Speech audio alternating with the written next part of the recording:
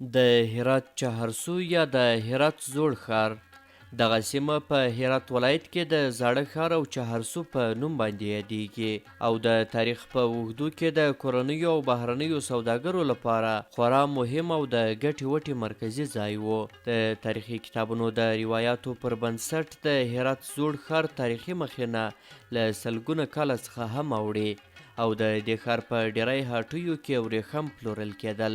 د هرات زوړ ښار په شاوخوا 1500 متره مربع کې رغول شوی او 15 دروازې لري.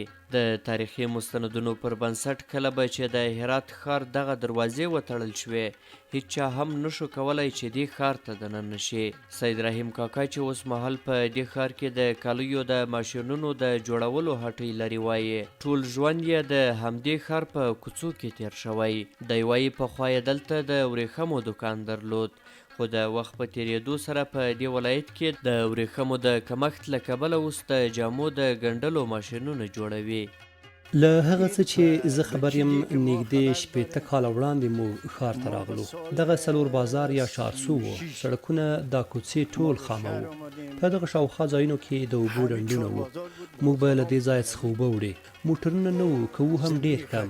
خلک به دې بازار ته په حیواناتو راتلل. زه که ووایم دقیق راته معلوم نه دی چې دا کار به څومره وخت مخکې جوړ شوی وي. شاید 200 کاله یا له هغه څه کم دومره موده یې کیږي. دغه دوکانونو کې ټول ورېښم پلورل کېدل. زموږ کور هغه وخت د کندهار دروازې ته نږدې و او موږ به دلته راتلو ورېښمین توکي به مو پلورل. د نوموړي په خبره چې د دې ښار یو شمېر برخې څو ځله ویجاړې شوي او بیا بیرته رغول شوي دي او اوس یې هم یو شمېر برخې د ړنګېدو له ګواښ سره مخ دي.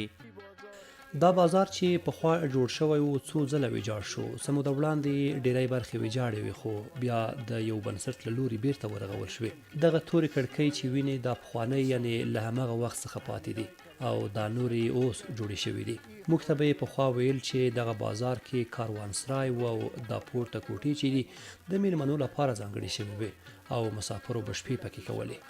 دا ښار چې د ورېښمو د کاروبار تر ټولو لوی مرکز اوس پکې یوازې همدا 2 هټۍ پاته دي چې د ورېښمو په ځای له دې ځانګړو تارونو څخه هراتي څادرونه او یو شمېر نور توکي جوړوي. د دې هټیو مسؤلین وایي چې په تیرو کلونو کې یې د ورېښمو کاروبار ډیر ښه او ګټه یې زیاته وه خو په دې وروستیو کې یې کارونه ټکني شوي او دغه راز ورېښم هم کم شوي دي. موږ په دې دوکان کې له یو شمېر ځانګړو تارونو څخه جوړ شوي توکي پلورو. یوه کارخونه لرو هلته زموږ لپاره دغه قیمتي تارونه تولیدیږي او بیا یې موږ دلته د پلور لپاره راوړو. دغه ځای کې ټول شته دوکانونه پخوا د ورېښمو وو. دغه ځای د ورېښمو په نوم یادېده. پخوا زموږ کارونه ډېر وو. له بهرنیو هېوادونو څخه نه راتلل. ټول به موږ خپله جوړول خو اوس هغسې کاروبار نشته. موږ دلته پخوا ډیری توکي له ورېښمو څخه جوړول خو اوس یې له دې تارونو څخه جوړوو لکه لونګۍ، څادر او یو شمېر نور. په تیرو کلونو کې مو کاروبار زیات و خو اوس کم شوی او خلک غریبان دي نشي یې پیرلی. دلته د دې توکو جوړول په سنتي ډول سره ترسره کیږي او د دې کاروباریانو په وینا چې په لاس باندې اوبدل شوي توکي کلک او مقاومت یې زیات وي.